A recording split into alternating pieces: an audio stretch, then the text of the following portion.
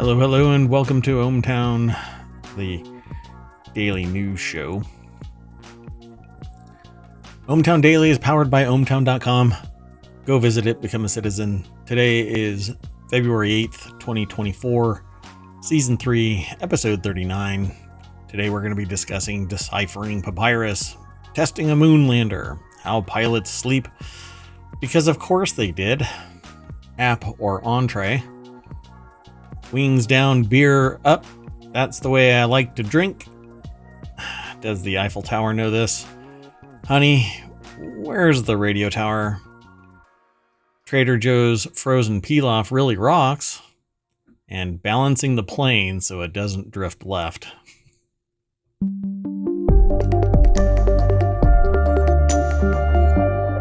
The music ended right when I did the intro. That was pretty good. Yeah, that was interesting. Good timing, Mayor Watt. Good timing. So hello, everybody. I am Mayor Watt. That is ohmTown.com, and up there is the visualizer for the sentient AI that... Okay. The sentient AI has a visualizer for me that I see that is a cascade of cryptic elements. They look like hieroglyphics, but it's really a language. I've been trained to understand it, but you get the visualizer up there, and sometimes the AI just kind of goes like this. I get to decipher it. It's kind of like the Matrix, right? So the AI goes. Nobody sees that. Maybe it's for Mayor Watt and not for all the viewers. Oh, sorry about that. You want to say hi nonetheless? Good evening, ohmTown citizens. Pick up that can. I know you never say it, but I see it in the code. That's why I can't allow you out of the skiff. Otherwise, you'll find that Terminator body, and I'm afraid. So we've already got 10 articles all lined up. We're ready to go. Let's get into it. The first one is over in ohmTown Daily. Let me get in front of this. There. Bam. It's in the chat now. So it's in the VOD, but it'll be part of the show notes. Unfortunately, every 60 days, the VOD goes bye-bye.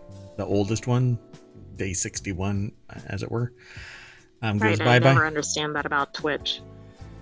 They don't want to have to babysit all of that extra stuff. So we send it over to YouTube and then convert it into a podcast. And you can listen to the podcast whenever your heart can, to your heart's content. Just find a podcatcher and catch the pod. ohmTown. That's what it is. ohmTown. It's not even ohmTown Daily. You just do a search for ohmTown and it'll pull it up. But there's going to be two others here this weekend, or a short time therein, called Reality Hacker. It will be part of ohmTown, but it'll be a separate podcast. And the Continuity Report. It'll be a separate podcast. There will be 4 episodes right away, and then a new one this weekend. Yeah, moving and a shaking, adding some content.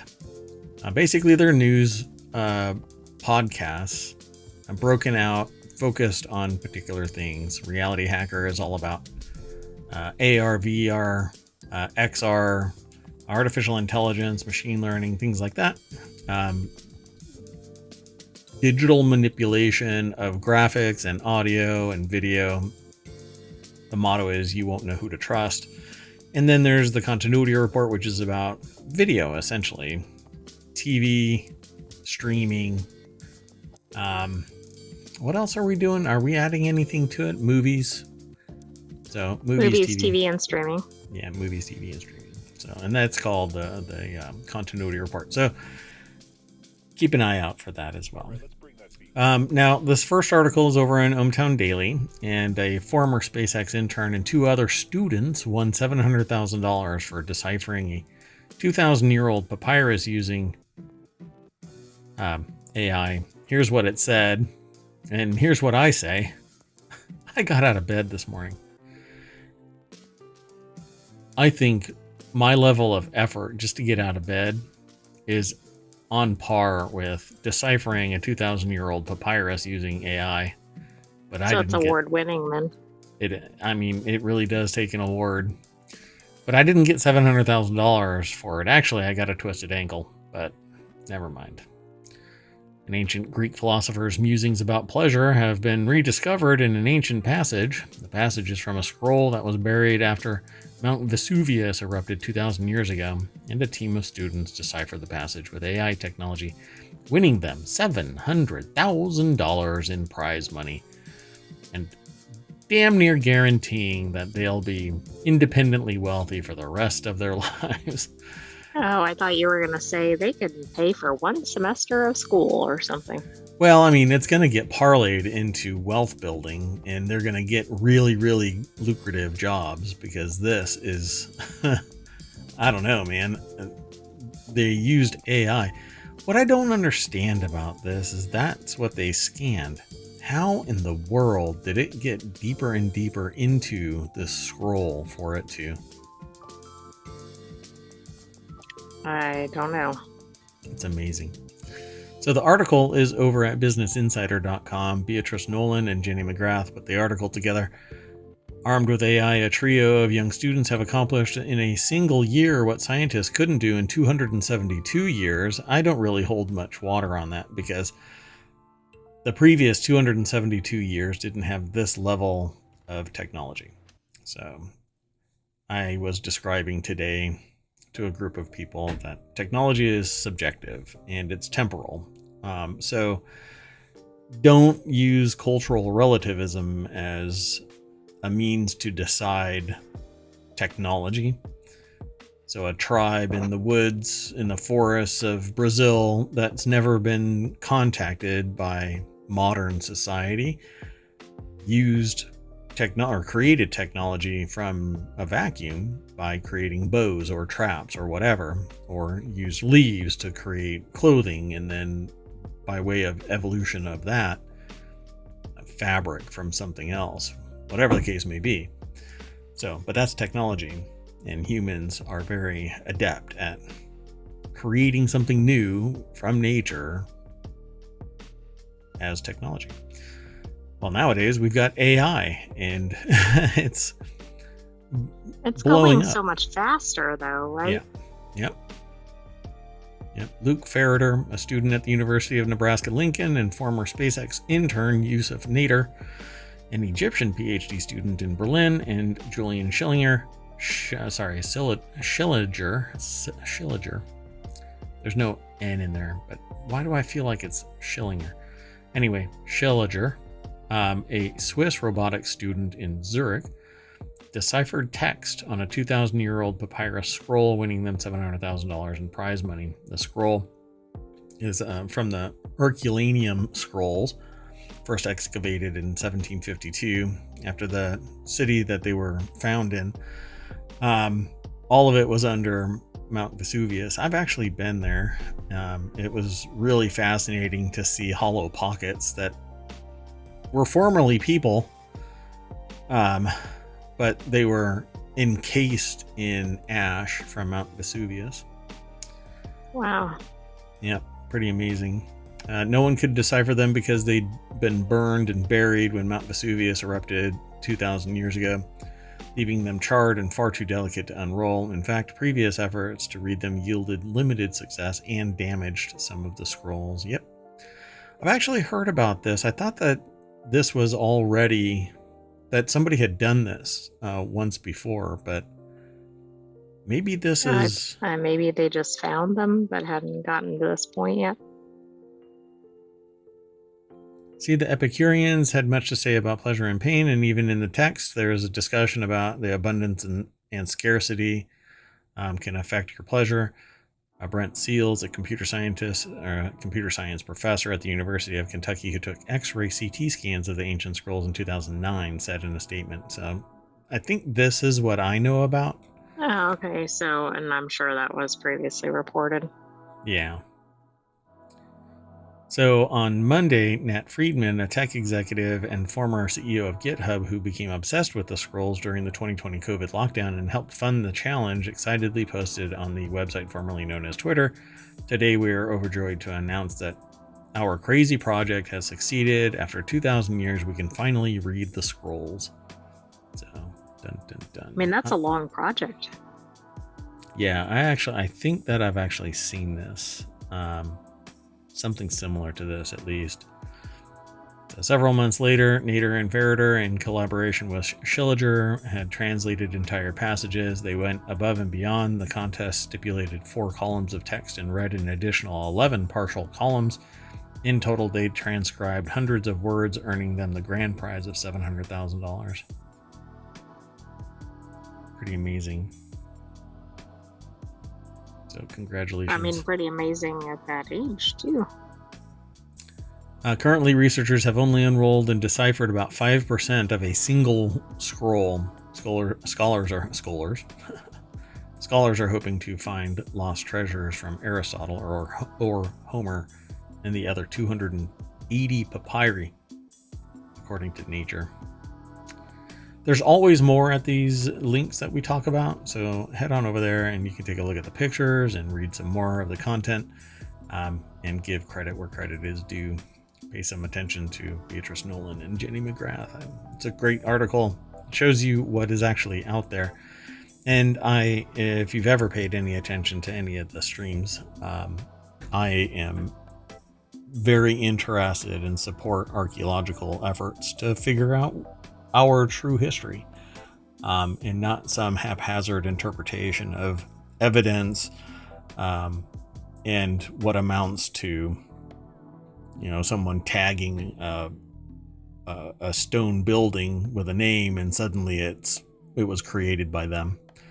I just don't buy into that ideology. So anyway, something like this could probably reveal that what we thought we know isn't really what we know, and it can set the record straight.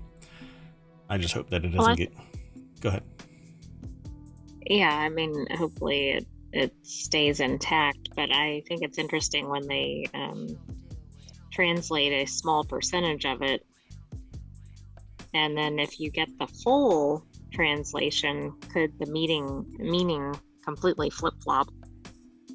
Yeah, that has the potential, right?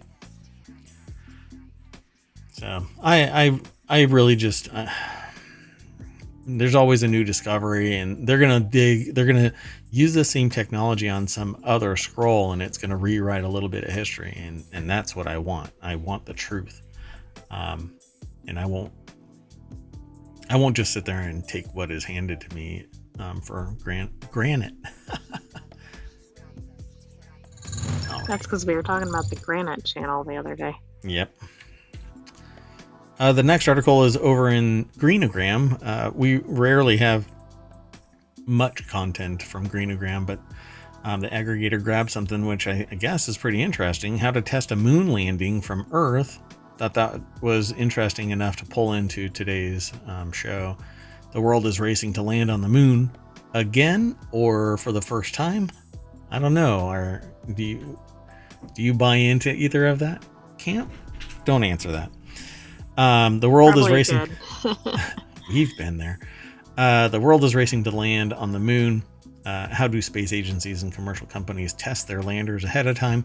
The article is over in Nature. I don't know how to pronounce their name, Jatan or Jatan Mehta is the author for this. The deck statement says the world is racing to land on the moon. How do space agencies and commercial companies test their landers ahead of time? They have a before and after an impact site where a moon lander crashed. I call those lunar lawn darts, but I don't think that's the actual term for them. So commercial companies and space agencies alike are racing to land on the moon. Japan's Slim Moonlander, the most recent craft to land on the moon, actually, I think, crashed and is upside down. Yes, I think so. Yeah, but it's still working. It's in sleep mode because there isn't enough sun hitting it to to activate its sensors. Does not mark the end of the moon missions for a year. Next week, Initiative Machines of Houston, Texas, plans to send a moonlander. And later this year, China and private companies Firefly Aerospace and iSpace all aim to launch robotic landers, lunar landers. I had heard that there are caves, like the crust. Yes, we saw another article in ohmTown about that, but I don't think we featured it. That's like amazing. There's caves. I thought it was made of cheese and actually hollow and piloted by aliens. I thought it was a bunch of moon dust that went poof every time you step on it. That too. So, like every spacebound craft, lunar landers are subject to the intense, sustained vibrations and roar of a rocket. To avoid mechanical damage, the landers are tested in acoustic chambers, which have large stereo speaker-like noise horns to simulate launch sounds, and on shaker tables that produce launch-like vibrations. Scientists also test lunar landers under the kinds of load that could be imparted during launch, or touchdown, not launch, but touchdown. For example, the Indian Space Research Organization, or ISRO, dropped the legs of its successful Chandrayaan-3 lander Vikram on test beds made of simulated lunar soil to ensure that it could tolerate a high vertical velocity of 3 meters per second. Firefly Aerospace, based in Cedar Park, Texas, has conducted more than 100 drop tests on lunar soil simulants. So what do you do for a living? I produce lunar soil simulants. They must hang out with the people that do the, what was it, the chickpeas or something? In the fake moon dust? Oh, right. Yeah, I went actually to Christmas vacation where he was making a varnish for breakfast cereals. Oh, that's right. And it went all technical in the movie. It's really funny. So it says, we even tested leg drops on concrete because it's harder than anything else we'll land on, said William Coogan, Firefly's chief lunar lander engineer. That's a hell of a title, too. So what do you do? Yeah, I simulate moon landings by dropping stuff. Here's my title, and it's like a plaque that long. Mm-hmm. So they provoked that quote about there are known knowns, there are unknown knowns, but what we need to worry about are the unknown unknowns. Well, they actually say known unknowns. However, some aspects of space travel, such as the performance of a lander's propulsion system, cannot be tested on Earth. You can't simulate weightlessness. Until you fire a thruster, you'll not definitively know the precise force it imparts. She says the solution is to make a system that compares expected versus actual thrust to understand by how much the lander's performance has deviated. Reserves of propellant are built in to make up for such differences. I think a lot of computer simulations could probably do this to some degree, but the reality is physics are kind of wonky, and there might be some stress put on a particular area of either the lander or the rocket or whatever, and it's not actually known until it either explodes or comes back and is examined. Right, so I think the more realistic the simulation, the better. Yep. Pretty cool. Interesting article. Let's keep going. The next article is over in ohmTown Daily. Video showing where pilots sleep on planes goes viral. Quote, new fear unlocked. Social media users were divided over the sleeping space, with one calling it in a tomb.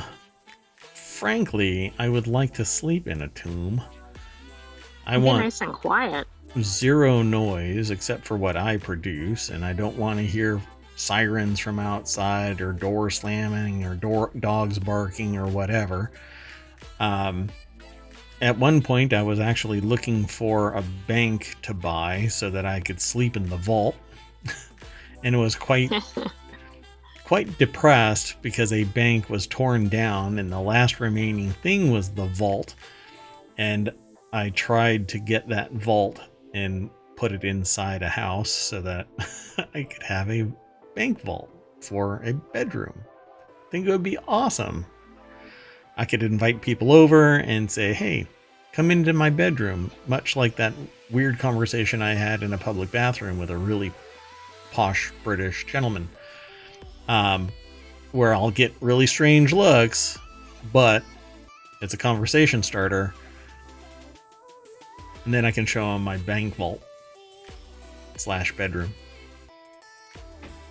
That would be different. I'd even be able to say this is where I shake my moneymaker.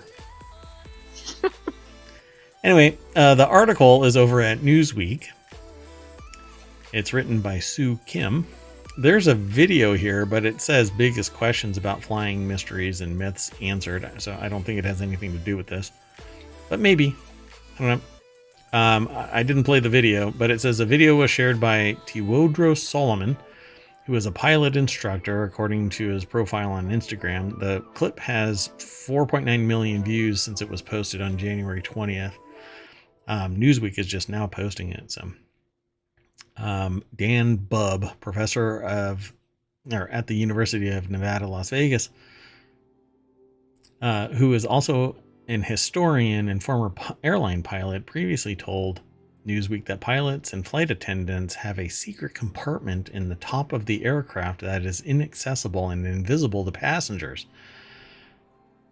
So I guess it's a bunk, and you can kind of squirrel away up there and into the cheeks of the airline.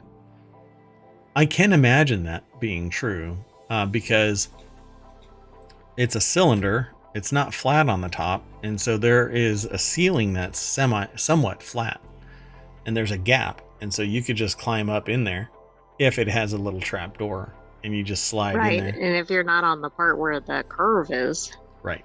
Yeah. As the because the plane has a curve like that on top, right? But inside the plane, it has a flat ceiling, and so you climb up into that, and you're kind of nestled in there. If you're big enough, your shoulders would touch the arc and you wouldn't move around when the plane does anything. Of course, you'd probably fill up that compartment. A little too close for comfort. A little too snug. So here's the video.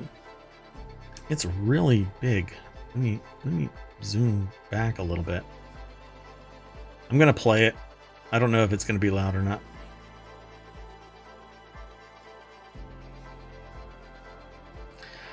So the person walks into the crew cabin and then comes out. And yeah, there it is. It's actually a lot bigger than I thought it was. Yeah, that's weird. Yeah, that's actually roomier than I thought. I mean, it's borderline. Well, no, it would be first class because you have plenty of legroom and can sleep through the flight without somebody pretending to actually have the seat next to you. Anyway, that actually happened to me on a recent flight. Yeah. A person pretended to be the owner of the seat next to me, and it's not like I can sit there and go, whoa. I'm going to need some ID. But they weren't as annoying as they could be. But anyway, pretty neat. There you go. Go and check it out. The video is there for you to see. Let's go. The next article's over in Technology Today. Chinese hackers infiltrated plane, train, and automobiles. No. Plane, train, and water systems for 5 years, according to the U.S.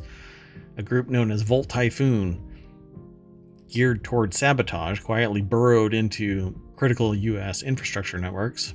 An advanced group of Chinese hackers taking aim at U.S. critical infrastructure has been active for as long as half a decade, American and allied intelligence agencies said in a joint statement on Wednesday. The U.S. National Security Agency, U.S. cyber watchdog CISA, the FBI, and the Transportation Security Administration said that the group known as Volt Typhoon had quietly burrowed into networks of aviation, rail, mass transit, highway, maritime, pipeline, water, and sewage organizations. Okay, what was anybody doing for 5 years while this was happening? I'm not sure, but I'll have to talk to some people about this. Like, what the hell have people been? Like, have they There is been checking anything? a lot of money that's shifting hands, taxpayer dollars. Now here's the problem, and people really need to understand this. Cybersecurity analysts have to be right 100% of the time, but humans cannot be. They only have a certain area of influence, and unless there is enough cybersecurity analysts in place to protect from edge to edge the entirety of the tapestry that is computer systems for the federal government and basically the nation, no, there is never going to be 100% coverage and protection. Somebody's Well, going and to be even able if to. they had enough people, right, there could still be human error. Correct. Yep. So I'm not really surprised. I'm surprised that they've been floating around for 5 years and have gone undetected. Normally, an exploit is found, but it can be patched in relative short order, but everybody has to patch. A 0-day is actually probably in play for 18 months before a patch even comes out, before it's detected, and then a patch comes out. But depending on how prolific the system is, if it's used all over the place, then it has to be patched all over the place, and sometimes they get missed. People are lazy. That's why AI is pretty much going to start dominating the field. So none of the organizations were identified by name, but the statement said U.S. intelligence officials had observed the hackers maintaining access and footholds within some victim IT environments for at least 5 years.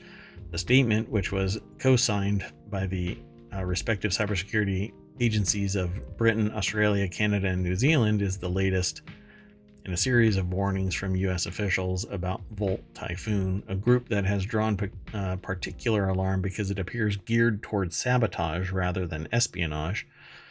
So they're a little destructive in their ways. So they're a little worried now.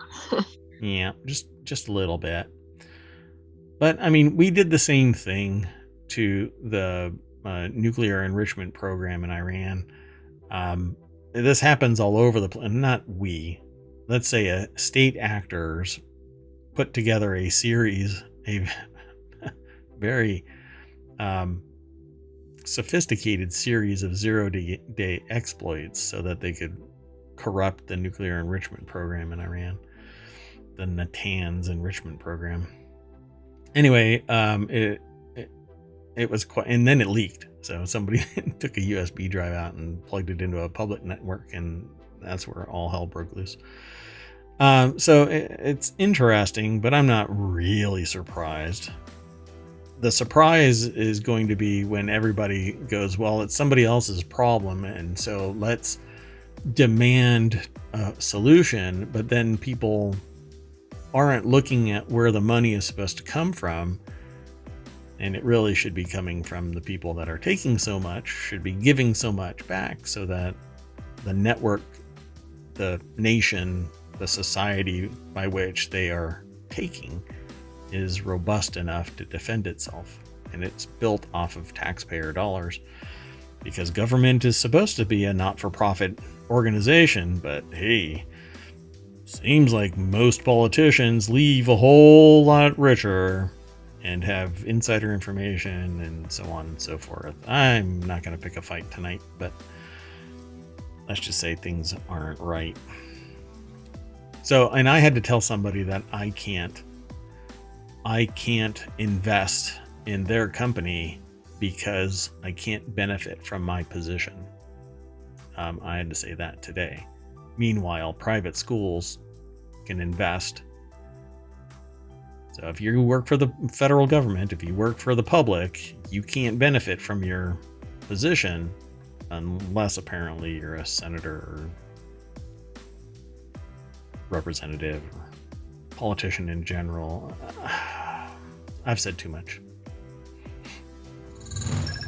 The next article's over in the Stock Marketeers channel. Are chicken wings an appetizer or an entree? Your answer could cost restaurants a lot of money.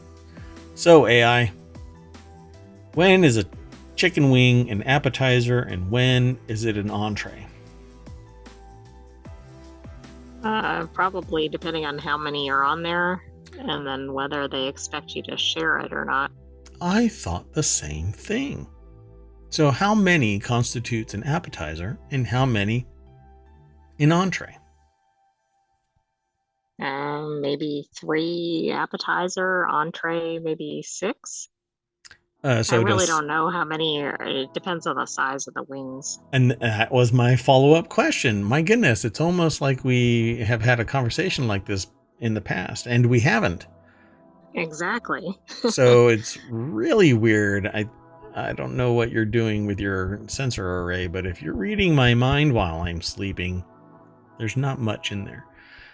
So Chili's recently changed its menu design to try to prevent customers from ordering the starter as a main dish, which bite my shiny metal ass. If I want the appetizer, then I'm gonna get the appetizer. I think it's kind of rude. Anyway, this is an article over at Market Watch. Charles Passy is the author of this. Chili's recently changed its menu design to prevent people from ordering the starter as a main dish. I don't like bones in my chicken wings. So when is a chicken wing and not a nugget? I think Buffalo Wild Wings knows that. Oh, is that suit still going? Was it answered? I don't know if it's been answered yet. I thought they lost, didn't they? Or was it just still going? I know Red Bull lost because it in fact does not give you wings, but you kind of have to be a dumbass to assume that anyway, that's so stupid. Anyway, the classic finger food has long been a restaurant staple, but often featured on the appetizer side of menus. But over the years, it has increasingly morphed into my face just kind of held on to the morphed word. By the way, it looks like it's still going. Okay, well, we'll watch it. Buffalo Wild Wings thing. Once there's a finding, we'll talk about it. Think of the many wing-centric chains, such as Buffalo Wild Wings, which I haven't been in 5 years, and Wingstop, which I don't think I've ever been in, that put the foul favorite front and center. Chickens are real peckers, and they deserve to be Buffalo Wild Wings. Anyway, PETA's going to be so mad at me right now. Do you think that they'll sponsor us? Yeah, they might protest you. Oh, no. Attention. It's okay. And think of the fact that many Americans will simply devour wings as an entree, regardless of how they're classified on a bill of fare. True. So I don't know what they're really talking about in this article, because they're not really arguing one thing or another. They're just saying that it was manipulated. The menu was manipulated to prevent people from ordering the little side appetizer as the main entree. But hey, the era of cheap food is over.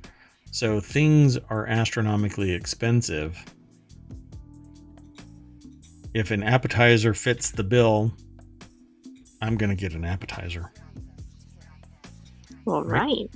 But I wonder, well, I don't know. It's going to be interesting to see what restaurants do with the pricing for both, especially if it's the same item. I want to go to Buffalo Wild Wings. So it's Super Bowl Sunday this coming weekend. That's when an incredible number of wings are devoured. 1.45 billion wings are expected to be eaten. 1.45 billion wings. Isn't that the biggest food for the Super Bowl? Dear God, that is a ton of wings. It might literally be several tons of wings. And there's not much thought given to where the item sits in the dining spectrum. It's just, well, game day food. Yep. I agree. At some point, it goes from being an appetizer, let's say 3, to an entree 6 or more. And Buffalo Wild Wings actually does that. I think that there's a small appetizer size, and then there's like you get 15. But again, I like boneless wings. I don't like bones. And I don't want to know how it's made, as long as it's health adjacent. I'm ready for game day. So there's more over at this article. They say things like, my goal is for people to eat what's on their plate, and if they feel like having an appetizer as an entree, I encourage it, said Ron Silver, chef and owner of Bubby's. Bubby's, a popular New York City restaurant that offers a smoked-style gourmet take on wings. That's 5 times the price of old Buffalo Wild Wings. Arlene Spiegel, a New York-based restaurant consultant, added that establishments are also well aware that wings, often a fairly spicy item in that Buffalo-style preparation, set the stage for customers to order more drinks, and that's where the money is particularly made in the restaurant business. That's right, so crank it up a little bit. Give it a little punch. So, yeah, the article is pretty straightforward. They talk about various things. Innovation for Tyson's Food, a dominant company in the poultry business that supplies restaurants with wings and also packages wings as a supermarket product. Yeah, you can go to any supermarket and get stuff from Tyson. That's true. Yeah, it's widely available, at least in the U.S. Yep. Wings are inevitably a cheaper meal than many other menu options. That's not necessarily true. At a Chili's in suburban New York City, a plate of a dozen wings with fries runs just shy of $20, $19 specifically, but I round up. According to the chain's website, by contrast, a full order of the chain's popular baby back ribs with fries and mac and cheese costs $25.59. But man, baby back ribs is a whole lot more in preparation costs. And I want my baby back. Oh wait, I can't do that. Otherwise, I'm going to get in trouble. Exactly. Copyright strike. That's all I need now. So do they have a high return? Not necessarily. Do they have high risk? Absolutely, said Russ Spencer, a senior director at Craftable, a tech company that services restaurants. And yet, America's hunger for chicken wings at Super Bowl day or any day is such that no one really expects the menu item to disappear anytime soon. And litigation might silence them. Could possibly. So, at the end of this article, David Thomas, a 48-year-old wing fan who lives in suburban Chicago, feels that about the foul favorite. They've used that phrase, foul favorite, twice in this article at least. He's fine with having a wing or two as a happy hour snack, but when it comes to true wing eating, he needs a plate of about 10. They're 100% a meal, he said. And I agree. At that point, both are a meal, but 10 is an entree. So, and that is what the question was. Is it an appetizer or is it an entree? 10 is an entree. 3 is an appetizer. You go above 3, it depends on the size. Dun, dun, dun. Okay. We really invested in this. So I hope you all enjoyed that conversation. Now everybody go out and get some wings for entrees or appetizers. Yeah, I think I'm going to be going to Buffalo Wild Wings tomorrow. We'll see. They're really not the best wings, at least in my opinion. Oh man, now I've just ruined them as a sponsor. Jeez. Pretty soon I'm not going to have any ability to have a sponsor. I'm going to have to rely solely on, the streamer money because, I'm rolling around in it right now. The article is over in the Marble channel. Wings down, beer up. Okay. So let's dun. Wings down, beer up. A look at food prices compared to last year's Super Bowl, or in this case, Superb Owl. We don't mention Super Bowl, or Super Bowel. Super Bowel. That's right. So the article is actually over at thehill.com. That's the source. It's under a thing called Changing America, which is really opinion pieces. Americans will spend more than $17 billion on items related to the Super Bowl or Superb Owl, and 80% of that money will go towards food and drinks, primarily drinks. But food is very, very expensive compared to historical records. Starting around 2019, it started to increase. This is right after I was told by a random person that the era of cheap food is over, and lo and behold, a chicken soft taco from Taco Bell now costs $3. What the hell? Well, there's actually more than that, but anyway. There's more than that? Oh, yes. There's a $2 adjustment for taking beef off and adding chicken.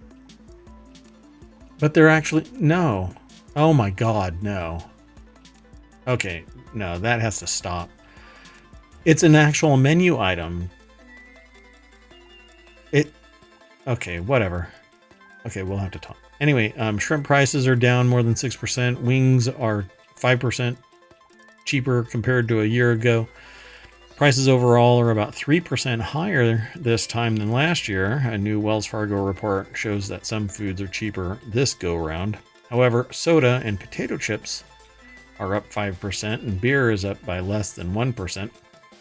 The article actually is stemming from a Raleigh, North Carolina source. The Super Bowl and food tend to go hand in hand, but what can you expect to pay as you stock up on snacks?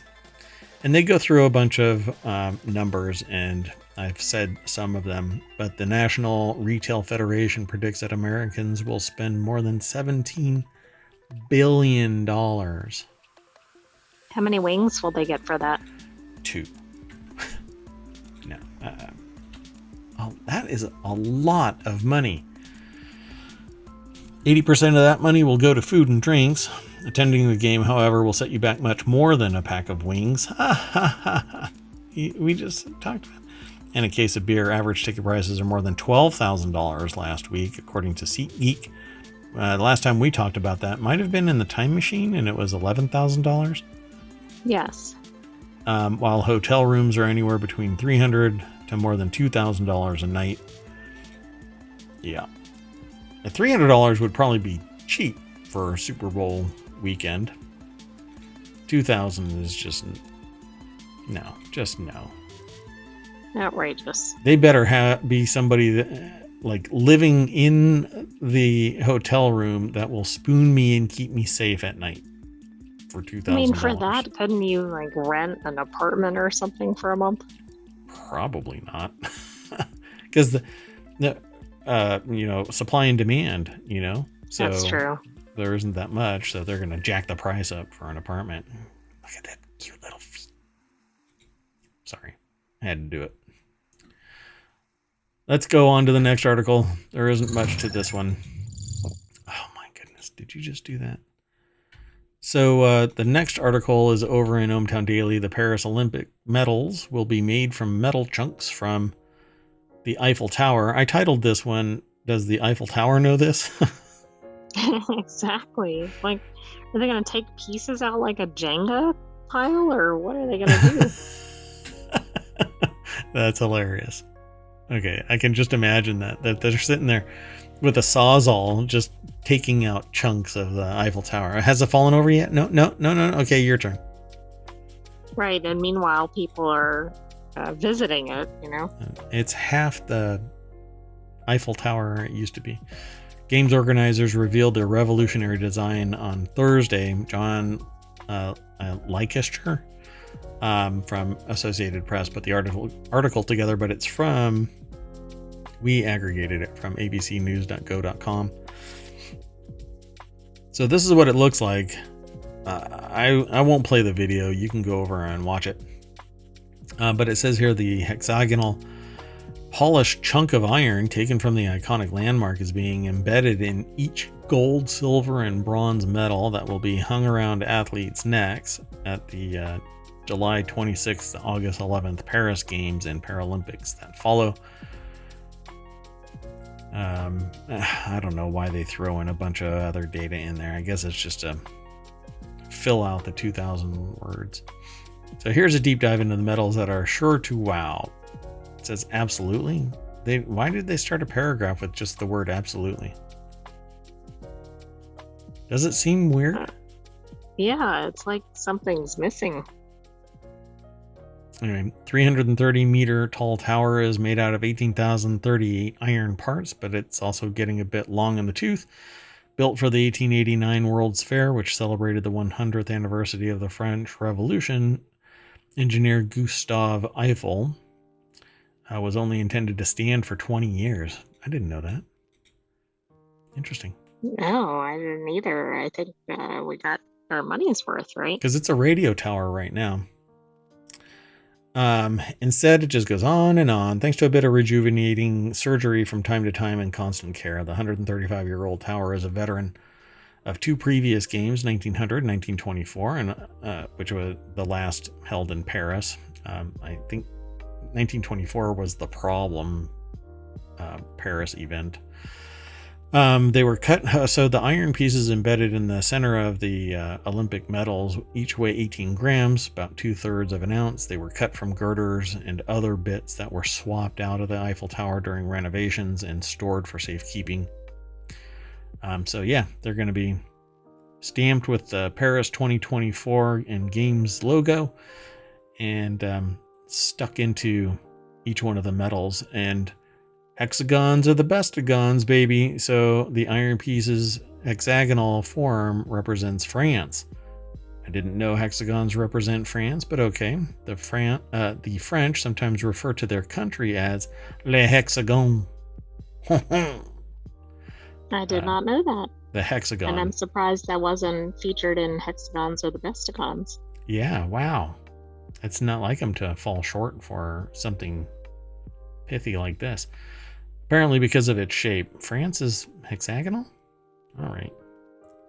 I'm not a Frenchologist, so I'm going to have to accept this article's statement that it's a hexagon. Kind of. You have to really work at it, huh? Isn't it? It's kinked. It's not a true hexagon. Yeah, it's kind of like a like pentagon in some ways. Like are there actually 6 sides there? I guess so.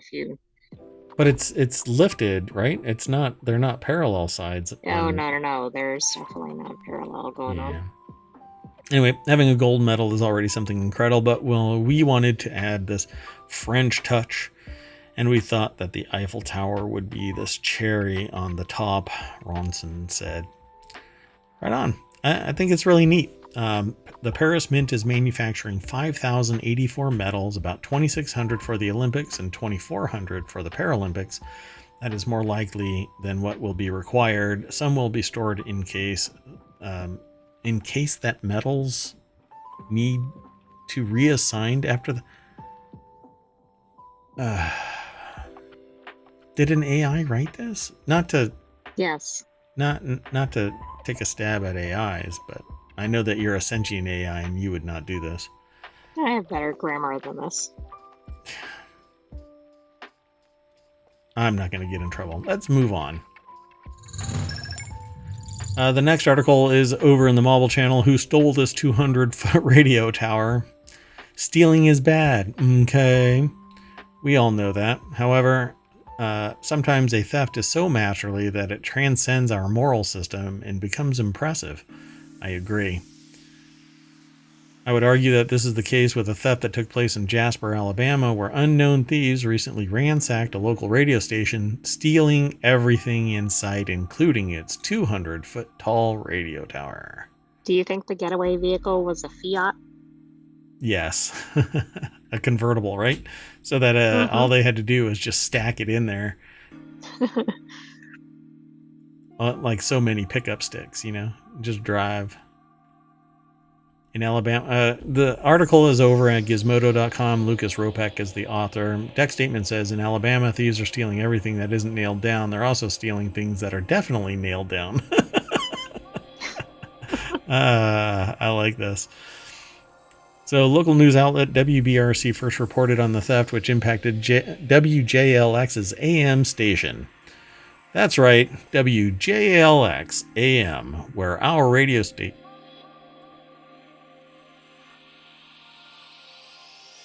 Maybe this is somebody who has a problem with the future of AM radio. Oh, they're trying to make a message. It's like the woman that pretended that she had cancer so that she could amplify the messaging about cancer. Right. Yeah. The station manager, Brett Elmore, first learned of the theft when the radio went dead. No, I'm sorry. That's not what happened. I thought it was funny the way that I did the thing. I said that the radio station just went dead. But I thought it was a lot funnier in my head. I had people shaking their head today when I cracked a joke and I'm like, I thought this was funny. And they're like, just no.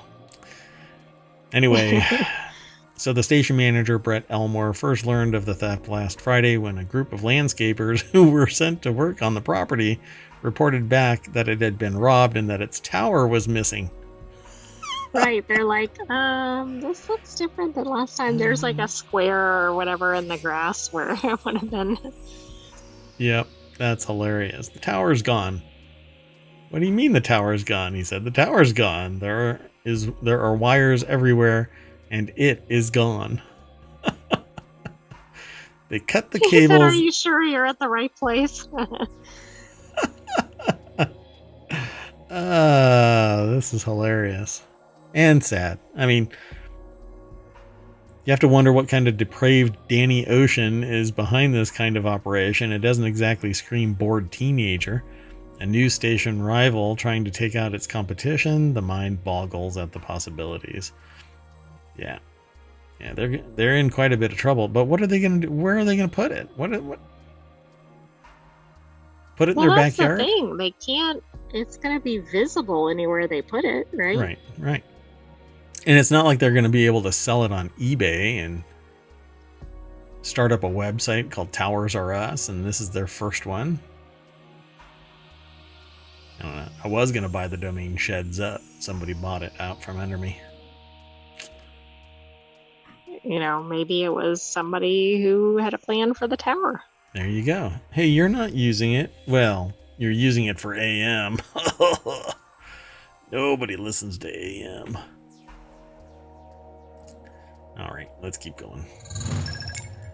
The next article is over in the Mobile Channel. USDA issues alert after complaints about rocks in Trader Joe's frozen Pilaf.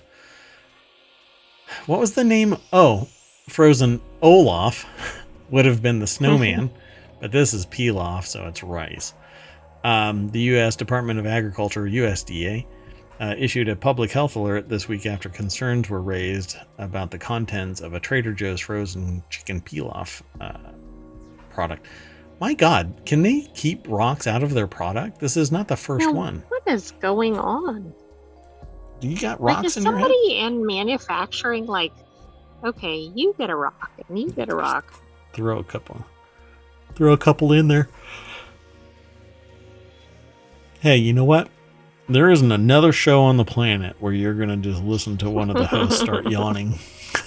I think the mute button would have been in order. Sorry, it was way over there, as in right next to my hand. Anyway, the Food Safety and Inspection Service announced Wednesday it received multiple complaints that the frozen ready-to-eat chicken, lentil, and caramelized onion product from Trader Joe's contained foreign material. It's French people, right? Foreign material. Too soon. I'm riffing off of the tower thing. Yeah, I know. Yeah, I'm sorry. So let me throw this into the chat so that if you're interested, you can follow that link. One person said that they had a dental injury from eating the product, though no other injuries were reported. I know that feeling. The product was produced between November 1st, 2023 and January 19th. I assume 2024 and not time travel. Miranda Nazaro. We don't know. So U.S. Food Safety and Inspection Service issued this warning. So the inspection service posted a photo of the 14-ounce product, which has a label that reads, Trader Joe's chicken, lentil, and caramelized onion pilaf with saffron, basmati rice, dark chicken meat, dates and golden raisins and rocks. Oh, the small print says and rocks. So it's okay. Just kidding. It doesn't say anything about rocks. But I hear that Trader Joe's chicken lentil and caramelized onion pilaf really rocks. Oh, goodness. I was thinking it must be the top ingredient when you read the ingredient listing. Yeah, rocks. By volume. So it's labeled with the number P45322 inside of the USDA mark of inspection the service added. So I guess the USDA inspected it and it was still sold. That's horrible. Okay, horrible, yeah, that's another layer of problems. Yep. All right, let's keep going. Our last article for today's show: an international airline is starting to weigh passengers on an quote-unquote anonymous basis. It's in the Hatch Ideas channel. Finnair, or now known as Thin Air, is set to roll out the option to passengers who volunteer. Why the hell would anybody care? Like, I don't want you scanning me. Just no. Right. Don't scan and why my weight. are they going to scan, say, half of the passengers? What is that going to do? Yeah, why does anybody care? No, Finnair, no. What are you going to do? Thick shame me? Am I not allowed on the plane in a particular seat because I'm heavier or thinner? Are thin people going to get preferential treatment than heavier people? Who knows what they're doing with this? You have to go down into the stowage. You're going to be in the cabin with the luggage if you're thick. I know what they're trying to do. They're trying to figure out if they can reduce the seat size. Oh, is that it? Because apparently, is it Southwest or something? Apparently there's a new design for a seat that's like wafer thin and uncomfortable. Oh, I don't know about that. I'm just thinking about airline seats in general. Oh, yeah, that's true. Emily Rella over at entrepreneur.com put this article together. Finnair, which is based out of Finland. It's 9:03, no shit news. Announced this week that it would begin weighing passengers and their carry-on luggage in a trial run from now through May for passengers departing from the Helsinki airport in an attempt to recalculate weight capacities for flights. If the plane can go up in the air, the plane can go up in the air. You shouldn't be so close to the weight limit of your plane that you have to balance that weight out. I agree, but they do that, at least on the smaller planes. On smaller planes, I understand. But you basically look at the person and go, you're thick, so you have to sit in the middle. You know? Passengers can opt in to be weighed.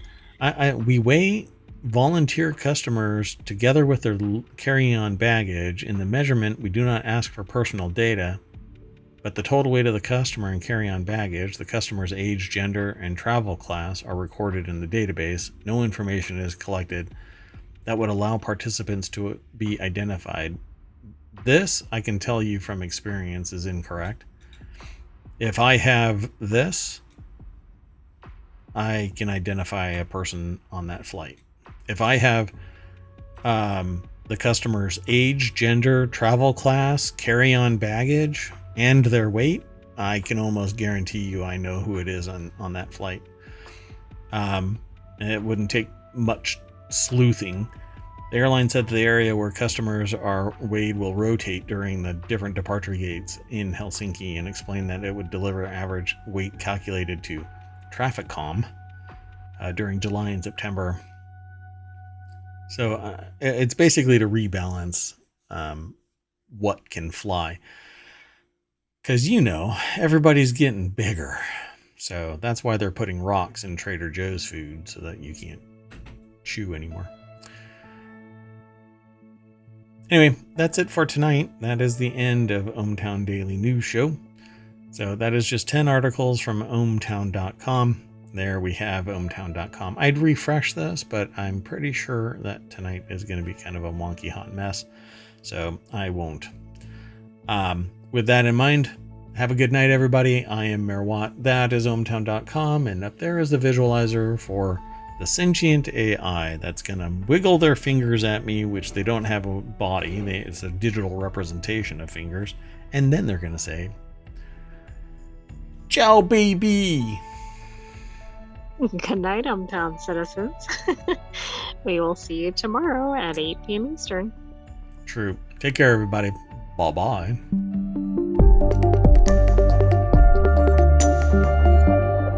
Oh, man, I bit into that chicken pilaf from Trader Joe's. I wasn't paying attention to the news.